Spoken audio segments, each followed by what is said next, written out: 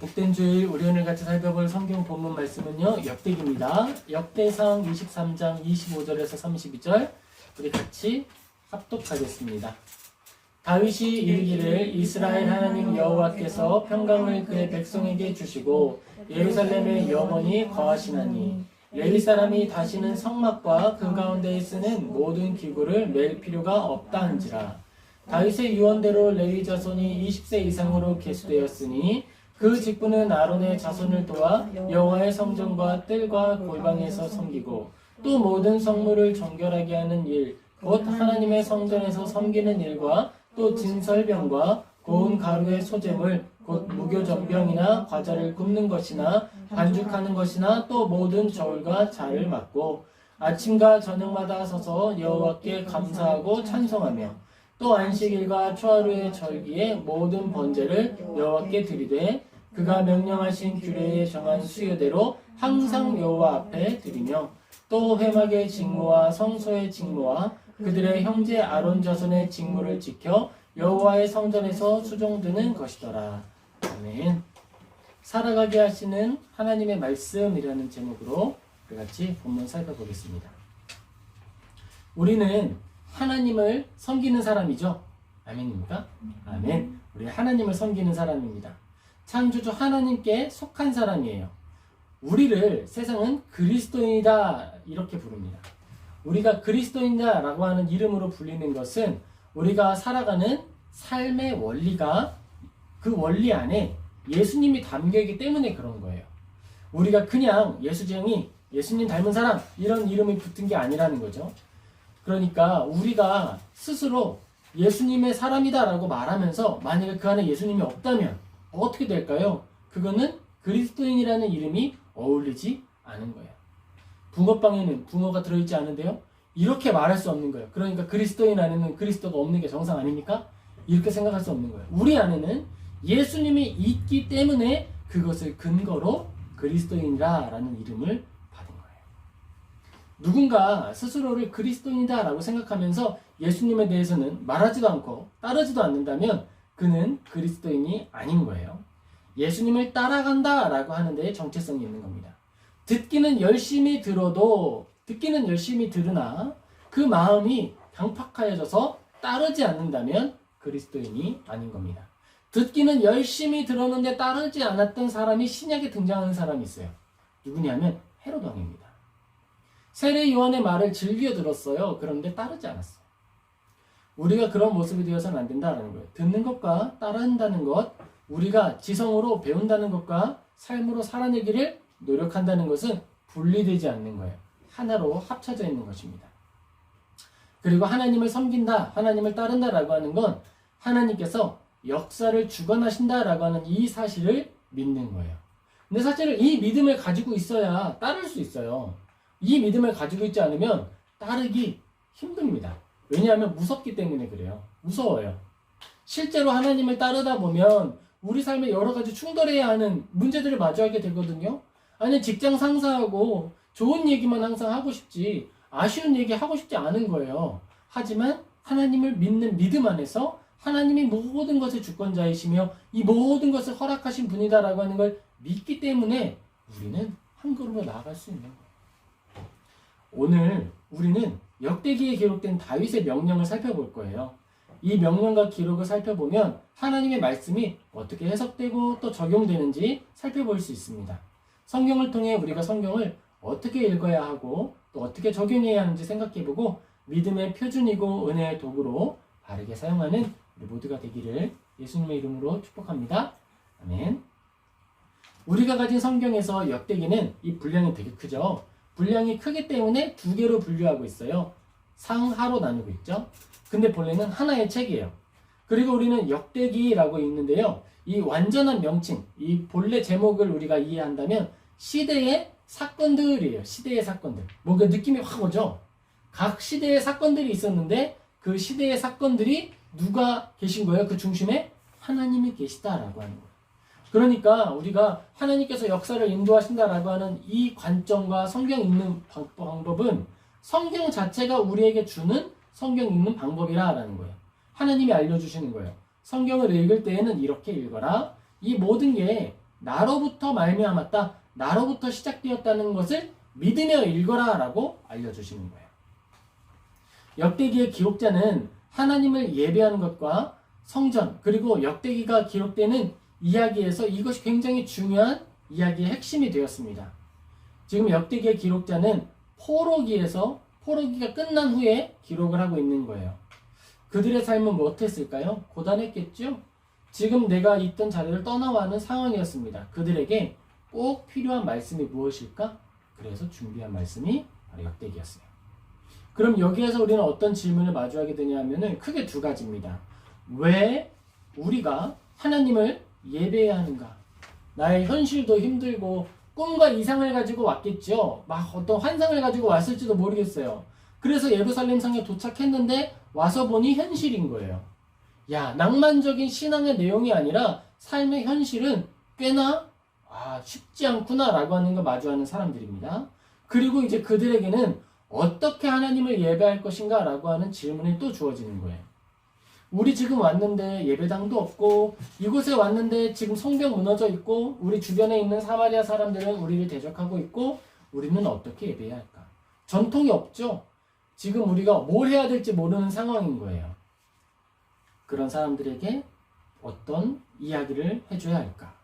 지금 그것이 역대기를 기록하는 사람의 숙제입니다.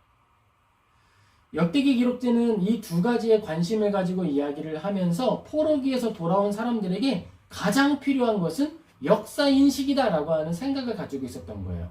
그래서 역대기의 맨 앞에는요, 족보 이야기가 담겨 있습니다. 당신들의 기원이 어디로부터 왔는지를 살펴보십시오 라고 하는 이야기가 쭉 있는 거예요. 내가 그냥 홀로 태어난 것이 아니고 내가 그냥 여기에 서 있는 것이 아니고 역사를 따라 부르심을 받아서 이 자리에 섰구나. 이 인식이 그리스도인의 시작입니다. 우리가 하나님이 역사를 인도하신다라고 하는 관점을 가질 때 가장 중요한 관점이 바로 이것이에요. 내가 지금 이 시대를 살아가고 있고 이 역사의 자리에 부름을 받았고 이 도시에서 살아가게 된 것은 하나님의 뜻 안에 있으며 하나님이 나에게 맡기신 일이 있다라고 하는 걸 인식하는 거예요. 그걸 인식했을 때 우리는 그 다음을 이야기할 수 있어요.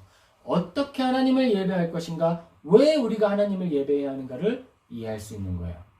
왜냐하면 내가 부름받은 자리가 주님께로부터 왔다라고 하는 사실을 알아야 여기에서 가장 중요한 분이 하나님이심을 인정할 수 있기 때문입니다. 우리가 이 사실을 인정하지 못하면 뭐가 제일 중요해질까요? 현실이 중요해지는 거예요. 현장이 중요해지는 것이고 내 손에 쥐고 있는 선택권이 중요해지는 것입니다. 여기에 목적을 두고 하나님이 수단이 되는 거예요. 하지만 내가 역사 위에 부름받은 존재다라고 하는 걸 이해하면 나의 존재가 있기 전에 하나님의 섭리가 있어 왔다라고 하는 걸 이해한다면 나의 생명보다 하나님의 뜻이 더 우선한다라고 하는 결론에 도달하게 되는 거예요. 논리적이죠. 굉장히 이성적입니다.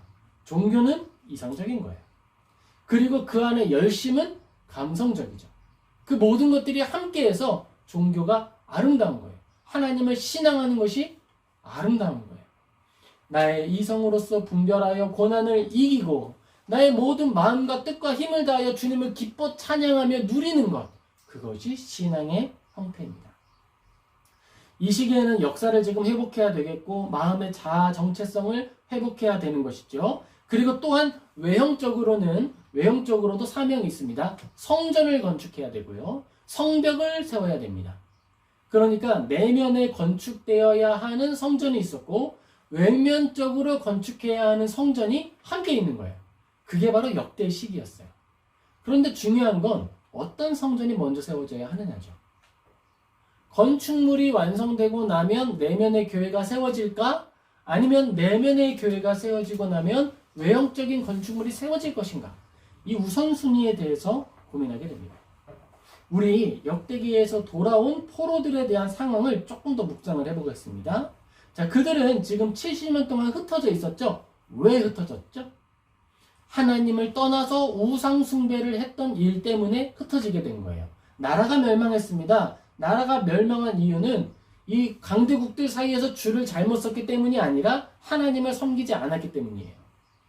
그런데 이 관점을 어떻게 바라보느냐에 따라서 내가 지금 노예로 살아가는 삶의 정체성이 달라지는 겁니다.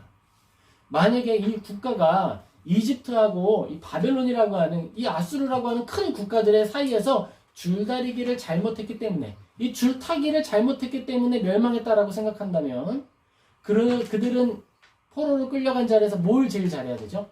처세술에 집중해야 됩니다. 그런데 이 모든 게 하나님을 섬기지 않았기 때문이다 라고 믿었다면 무엇을 하는데 제일 집중했을까요? 하나님 섬기는 일에 집중했을 거예요.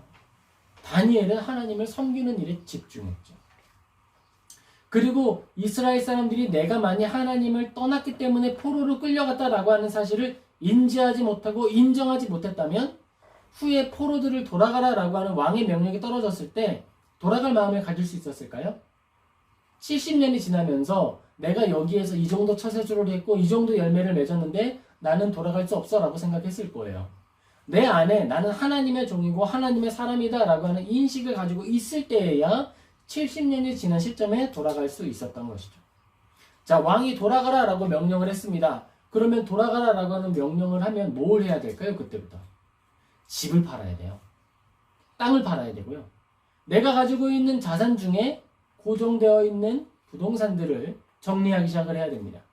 그리고 내가 상인이라 그러면 상인의 핵심은 뭘까요? 내가 지금 거래하고 있는 거래처죠. 비즈니스를 하려면 거래처가 제일 중요한 거예요. 그런데 거래처가 끊어진다는 건 뭘까요? 지금 생명이 끊어지는 거예요. 내 비즈니스 경력이 끊어지는 거예요. 그걸 감수해야 됩니다. 농부라면 땅을 팔았다? 그럼 나는 다시 그 땅을 살 수 없고 내 생활의 기반을 다 내려놓는 거예요. 먼저 필요한 것은 포기였어요. 포기할 수 있을 만큼의 믿음이 필요했습니다. 믿음 없는 사람들이 아니에요. 포로기에서 돌아온 사람들은 이미 대단한 믿음을 가지고 있는 사람이에요. 첫 번째 결단을 했던 사람이죠. 돌아왔습니다. 돌아오는 과정은 어땠을까요? 그때는요, 우리가 먼 길을 떠나온다라고 하는 것 자체가 큰 위협인 거예요. 아무도 우리를 보호해주지 않고 보장해주지 않습니다. 그렇기 때문에 이들이 이동할 때에는 내 몸 내가 지켜야 되는 거예요, 진짜. 그리고 지금 나는 가난한 상태로 이동하는 게 아니죠. 전 재산을 어떻게든 들고 오는 거예요.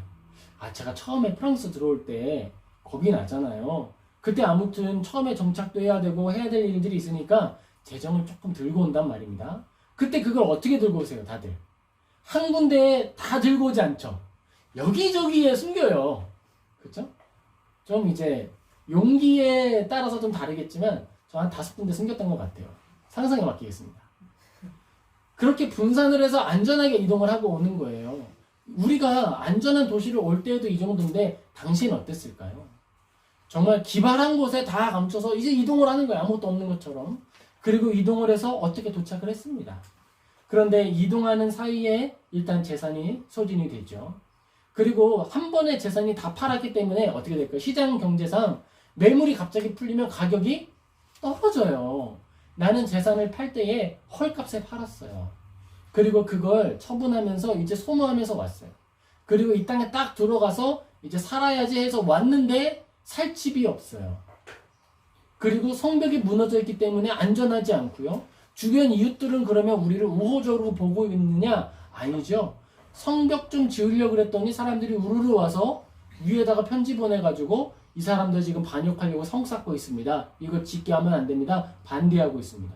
그리고 예배 좀 드리려고 그랬더니 사마리아인들이 와가지고 사실 우리도 하나님 섬기는데 같이 드려볼까? 이러면서 근데 내가 사실 직분이 장로야. 그러니까 나 장로 대접 좀 해줘. 막 이러면서 와가지고 미주알 고주알 있지도 않은 예배의 방법을 도입하라고 하고 이것 해라 저것 해라 하지 말아라 이런 이야기들을 하고 있는 거예요. 어떻게 해야 될까요? 하루 이틀은 괜찮았어요. 하지만 당장에 겨울이 찾아오고 있습니다. 지금 현실이 찾아오고 있는 거예요. 무엇을 먼저 해야 할까요? 고민되기 시작하는 거예요. 그때부터. 하나님을 섬기는 일은 삶의 실제입니다. 실전입니다. 실전. 실전 격투기. 우리가 나아가고 있는 이 믿음의 영역은 실전이에요. 실전. 그리고 그 결과를 감당해야 하는 일은 지극히 이성적인 일이에요. 우리가 막 감정이 충만하고 어떤 어려움이든 언제나 괜찮아 샤랄라 이러면서 공주님처럼 샤방샤방 뛰어다니는 게 아니에요. 정신없는 왕자님처럼 샤방샤방 뛰어다니는 게 아니에요. 애니메이션에 보면 가끔 그런 캐릭터가 등장하더라고요. 왕자인데 현실을 몰라. 너무 그냥 곱게만 자랐어. 그래서 되는 줄 알고 막 뛰어다니다가 막 뛰어다니면 뒤에서 신하들이 막 수습하면서 돌아다니는 거예요. 그런 애니메이션 캐릭터들을 보게 됩니다. 하지만 그리스도인들은 그런 사람들이 아니에요. 아주 냉철한 현실을 바라보는 눈을 가지고 분석하고 오늘 해야 할 일이 무엇인지 깨달아 아는 거예요. 그 사람의 핵심 인물이 느헤미야였습니다. 그는 공무원이었어요. 일 잘해서 왕의 옆에서 보좌하는 사람이었습니다. 그리고 이곳에 와서 공무원으로 왔고요. 와서 하는 제일 큰 사명은 이 성읍을 완공하고 지금 완전히 만들어내는 일이었어요. 그리고 에스라를 돕는 일이었죠. 그는 자기가 받아야 하는 녹봉을 받지 않았어요. 그러니까 월급을 반려하고 내가 가지고 있는 재산을 털어서 일을 하기 시작했어요. 솔선수범하기 시작한 거였어요. 현실입니다. 우리가 가지고 있는 낭만, 여러분 며칠이나 갈 것 같으세요? 우리가 가지고 있는 낭만의 이야기는 예루살렘으로 떠나기 시작한 2박 3일이면 끝나는 거예요.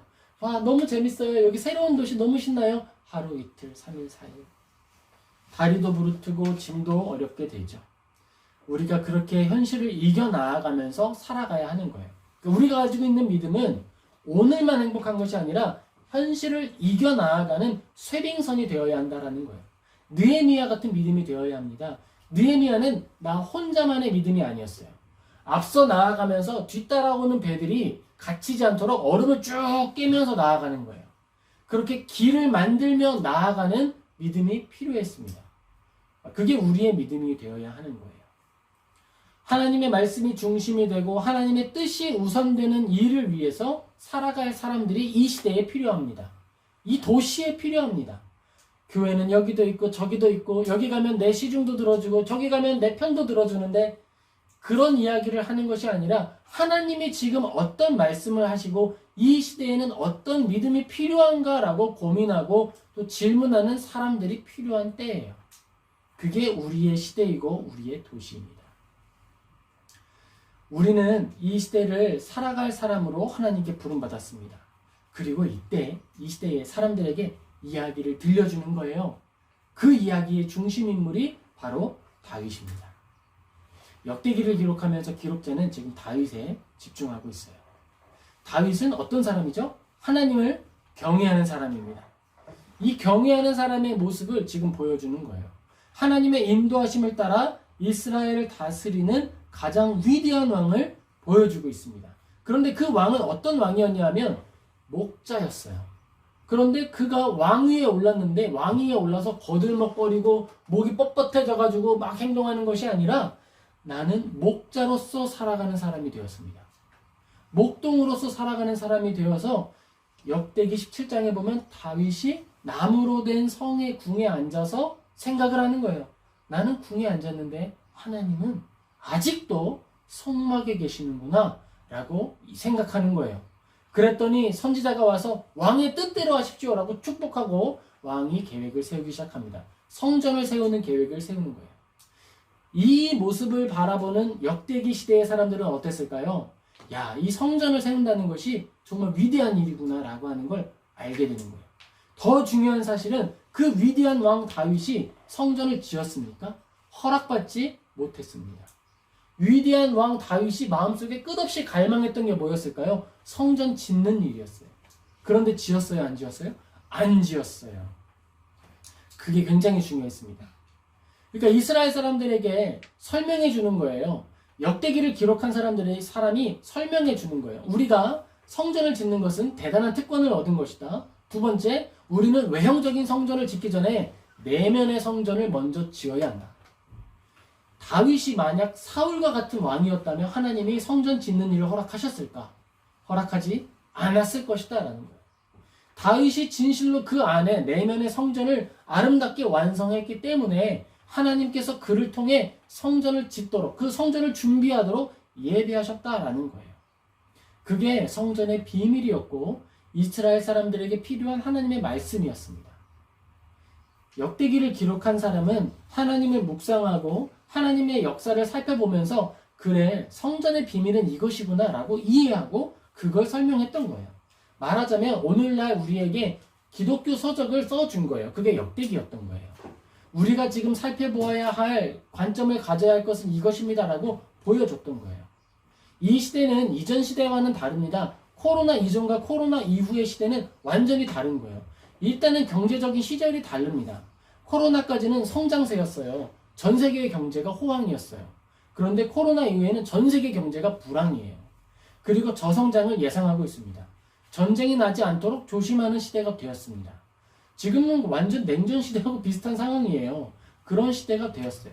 이때 우리에게 필요한 것은 이 시대를 신실하게 살아낼 믿음의 사람들이 필요한 거예요. 잘 될 때는 너스레 떨면서 허허 웃으면서 믿음을 갖는 게 아주 쉽습니다. 뭐만 해도 되는 것 같고 되는 것처럼 포장하기 쉬운 거예요. 하지만 지금 우리들은 온전한 믿음을 가지고 역대기를 살아냈던 사람들의 신앙이 필요한 거예요. 아주 추운 겨울을 기다리면서 우리의 성벽을 하나씩 쌓아가는 사람들이 필요한 겁니다. 믿음의 성벽을 쌓아야 합니다. 내면의 성벽을 쌓아야 하고요. 우리가 살아가야 할 현장의 삶의 시대에 성벽을 쌓아가야 되는 거예요. 우리는 이 시대에 나 혼자만 잘 사는 것이 아니라 함께 잘 살 수 있는 방법을 생각해야 됩니다. 비즈니스지요. 우리가 해야 할 일에 대하여서 기독교인이 하는 비즈니스의 형태와 목적은 무엇일까 고민해야 하는 거예요. 이전에 코로나 이전까지의 경제는 무한 경쟁이다라고 하는 구호를 외치면서 달려가 봤어요. 그랬는데 한번 코로나라고 하는 어려움이 겹치니까 우리는 다 같이 잘 살자라고 하는 이 울타리가 깨지는 거예요. 자유경쟁, 그러니까 독식의 체제가 나타나게 되는 겁니다. 여기에서 경제의 한계가 드러났어요. 이제 우리는 함께 무엇인가를 생각해 보아야 하고 우리가 진정으로 공유해야 하는 가치가 무엇인지를 생각할 때가 되었습니다. 그게 지금 이 시대의 가치이고 하나님이 우리를 부르시는 삶의 자리예요. 다음에 또 코로나가 찾아오고 다음에 또 어려운 위기가 찾아왔을 때 우리는 다시 한번 나 혼자 잘 살겠다고 다른 것들을 끊어내고 밀어내는 삶을 살 것인가? 그렇게 사는 것이 지속 가능한 경제 모델이며 삶의 모델이냐라고 하는 질문을 할 수 있어요. 그리고 우리는 답을 알죠. 그게 아니다. 무한 경쟁이나 경쟁을 하면 알아서 모든 것들이 잘 흘러갈 것이다 라고 하는 막연한 기대, 그 낙관주의는 이루어질 수 없는 소망이다 라고 하는 것을 우리는 보게 되었습니다. 이스라엘 사람들 막연하게 잘 될 것이다, 하나님이 막연하게 도와줄 것이다 라고 하고 예루살렘에 와보았는데 그 현실의 삶은 그렇게 녹록하지 않았어요. 그때 필요한 것은 시대를 이기는 믿음이었고 주변의 방해로부터 나를 견뎌내는 성벽이었습니다. 우리의 믿음을 지켜낼 수 있는 울타리를 우리가 만들어내야 하는 거예요. 고민해야 합니다. 삶을 살아가는 방법과 내용을 우리가 고민해야 하는 시대가 되었습니다. 우리가 그러면 다윗의 기록을 조금 더 집중해서 살펴보도록 하겠습니다. 다윗의 기록을 이야기하면서 지금 역대기의 기록자는 하나님의 은혜를 따라 역사가 변화하면 하나님의 시대에 섬김의 방식도 달라진다라고 하는 걸 이야기하고 있습니다. 먼저 다윗 이전의 시대에는 성막에서 예배를 드렸죠. 그러면 어떤 사람들이 있었냐면 레위인들이 있었습니다. 레위인들 중에 성막을 포장하는 사람들이 있었어요. 포장이사 전문가. 자, 구름기둥 이동했다 그러면 타다닥 탁탁탁 해가지고 들고 나르는 사람들이 있었어요. 그랬는데 지금 정착하기 시작했고 왕정이 들어가기 시작하면서 성막을 옮기는 레위인들이 지금 섬기는 일이 극히 줄어들게 되었어요. 구름기둥이 사라졌거든요. 그러면 내 임무의 목적이 사라진 거예요. 그래서 다윗이 그 사람들을 통해 다른 섬김을 이야기하기 시작합니다.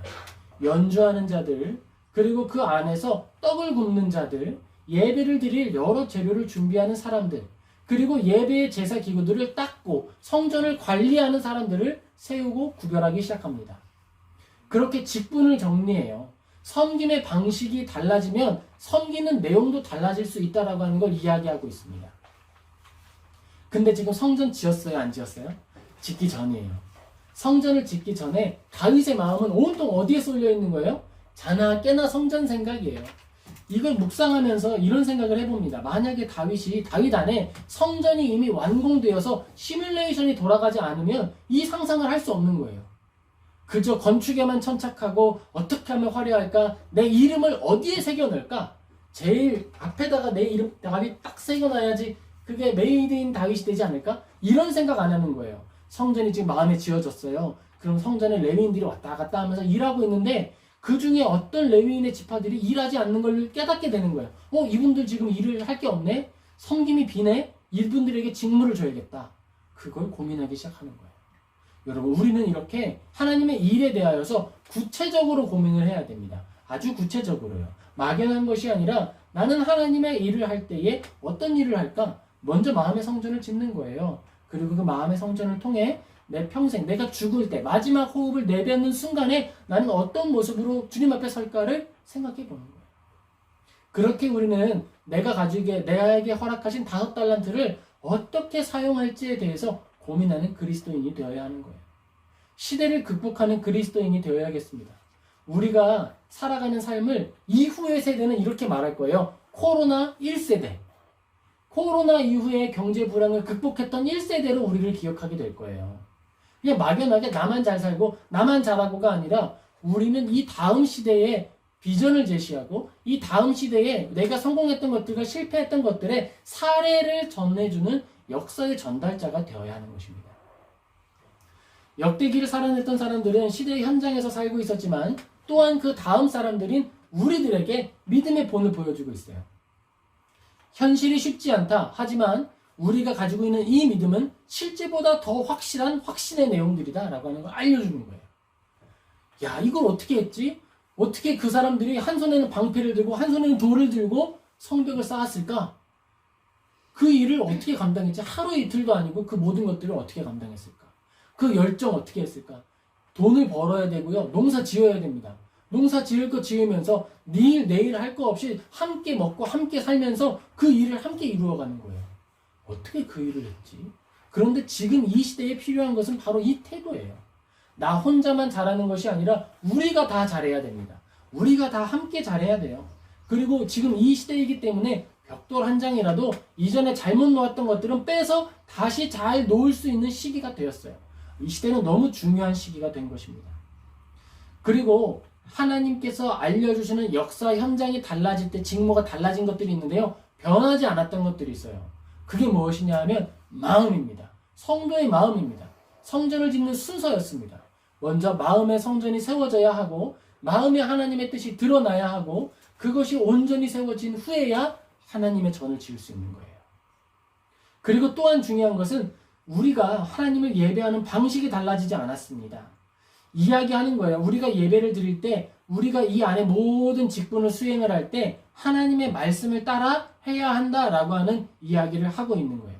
역대상 23장 31절에 이렇게 이야기를 합니다. 안식일과 초하루와 절기에 모든 번제를 여호와께 드리되, 번제를 드리는데요. 어떻게 드리느냐? 그가 명령하신 규례에 정한 수요대로 항상 여호와 앞에 드려야 한다. 우리가 하고 싶은 대로 하는 것이 아니라 하고 싶은 만큼 드리는 것이 아니라 정해진 수요대로 방법과 절차를 따라서 드려져야 한다라는 거예요. 제사의 내용과 형태는 구주에 따라 달라지는 것이 있지만 변하지 않는 예배의 내용은 하나님의 말씀을 따라가는 것이다 라는 거예요.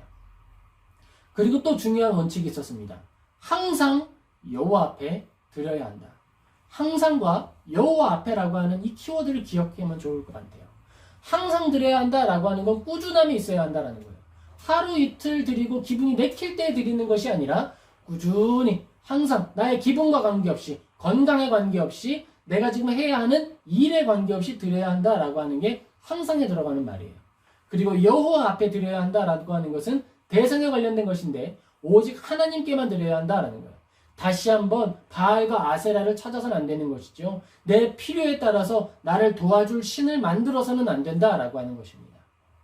이처럼 하나님께서 우리에게 보여주신 이 역사 내용 안에는 변화하는 것과 그대로 유지되는 것에 대한 이야기가 담겨 있습니다. 역대기를 기록하던 시대로 다시 한번 돌아가 보겠습니다. 역대기를 읽는 이스라엘의 오늘은 어떤 날이었습니까? 척박한 날이라고 말했습니다. 살아남는 것만으로도 벅찬 시대라 라고 말할 수 있을 거예요. 오늘 우리는 어떻습니까? 살아남는 것만으로도 벅찬 시대라고 이야기할 수 있을 거예요. 하지만 역대기의 사람들은 살아남는데 급급하지 않았습니다. 하나님의 말씀을 통해 세움을 얻었어요. 그리고 실제로 나의 삶을 온전히 건사하면서 하나님의 뜻도 이루었습니다. 할 수 있다는 거예요. 또 놀라운 비밀이 있어요. 정말 놀라운 비밀은요. 이 놀라운 일을 이루었던 비결이 뭐였냐는 거예요. 비결이. 어떻게 이걸 다 할 수 있었느냐? 하나님의 말씀이라는 거예요. 역대기의 기록자는 하나님의 말씀이야말로 이 일을 다 이룰 수 있는 비결이다라고 하는 걸 알고 있었어요. 그래서 당신도 일을 해야 하고 분주하고 바쁘잖아요. 그 와중에 했던 일이 역대기를 기록하는 일이었어요. 역사를 알려주고 사람들에게 자기 인식을 가지게 하고 우리가 가지고 있는 오늘의 가치를 깨닫게 하는 것이 나의 일이며 내가 할 일이다라고 하고 인식했습니다. 그리고 은혜로 수행하고 믿음으로 수행했더니 실제로 그 일이 일어났어요. 실제로 그 일이 일어났습니다. 우리가 손에 쥔 이 성경은 오늘을 살아가게 하는 영혼의 양식입니다. 진실로 이 성경은 막연한 이야기가 아니라 나의 실제보다 더 확실한 우리의 도움이에요. 그리고 은혜의 도구입니다. 소망의 연료입니다. 우리가 역대기를 읽으며 포로기를 극복했던 이스라엘 사람들의 그 믿음을 배우기를, 그리고 그 소망이 우리에게 임하기를 예수님의 이름으로 축복합니다. 우리가 이 말씀을 읽을 때 교훈을 마음에 새기면 좋을 것 같아요. 먼저 기억할 것은요, 성경은 우리의 삶을 향한 가장 현실적인 은혜라고 하는 사실을 기억하는 것입니다. 포로에서 돌아온 이들은 성경을 통해 하나님과 동행했습니다. 그리고 하나님의 손을 꼭 잡고 걸어갔을 때 어려운 고난과 난관을 다 이겨나갈 수 있었어요.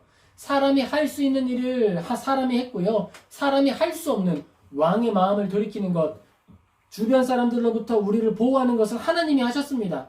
사람이 하는 일과 하나님이 하는 일이 구별되어 있었지만 성경 안에 함께 나아가는 것이었어요. 우리가 언제나 하나님의 말씀 앞에 나아가 소망과 위로를 얻기를 다시 한번 예수님의 이름으로 축복합니다. 두 번째로 우리가 기억해야 하는 것은요, 하나님을 섬기는 일은 성경의 원리를 따라야 한다라는 것입니다.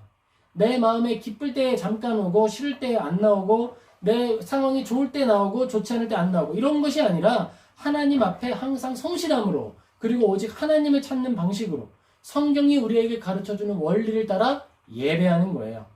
그렇게 드렸을 때 하나님이 기뻐 받아주시고 당신의 선하신 손을 펴서 우리와 함께 도와주시고 우리의 삶 속에 역사하여 주시는 줄 믿으시기 바랍니다. 셋째로 우리가 기억해야 하는 것은 모든 일을 할 때에 성실함과 꾸준함으로 해야 한다라는 거예요. 성벽은 하루 만에 세워지지 않았습니다. 그리고 우리가 살아내는 삶의 현장은 하루 만에 좋아지지 않았습니다. 그 모든 일은 꾸준함으로 성실함으로 함께 힘을 모아 이루어갔던 것입니다. 우리가 하나님을 의지하는 삶을 살아내어서 내 삶에 지어진 아름다운 성전과 성벽으로 하나님을 영화롭게 하고 하나님께 찬송을 올려드리는 복된 성도님 되시기를 다시 한번 예수님의 이름으로 축복합니다. 아멘. 기도하겠습니다.